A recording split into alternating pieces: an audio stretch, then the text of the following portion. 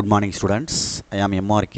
Today நம்ம பார்க்க போகிறது +2 Mathematics Chapter 2 Complex Numbers Exercise 2.2.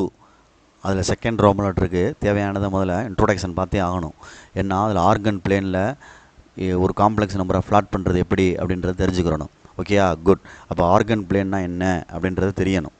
Organ தளம் அப்படின்னு சொல்லுவாங்க. XYன்ற ஆக்சஸ் போட்டு அதில் எக்ஸுன்றது ரியல் ஆக்சிஸ் அப்படின்னு சொல்லணும், ஒய்ன்றது இமேஜினரி ஆக்சிஸ்ன்னு சொல்லிக்கலாம். ஒரு A+IBன்ற ஒரு காம்ப்ளெக்ஸ் நம்பர் இருந்துச்சுன்னா ஏன்றது ரியல் பார்ட், பின்றது இமேஜினரி பார்ட்டு, ரெண்டுமே ஒரு கோஆர்டினேட்டாக எழுதலாம், A, B. அப்போ ரெண்டுமே ப்ளஸ் அப்படின்றதுனால ஃபஸ்ட்டு குவாட்ரண்ட்டில் லைஸ் ஆகும். ஓகேங்களா சொல்கிறது? ஃபஸ்ட்டு குவாட்ரண்ட்டில் லைஸ் ஆகும் A, B அப்படின்றது.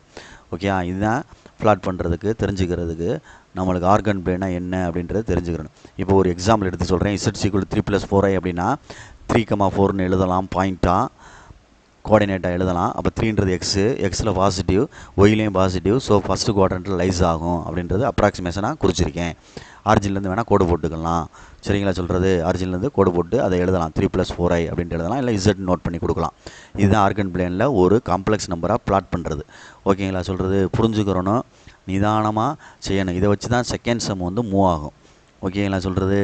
Okay, thank you.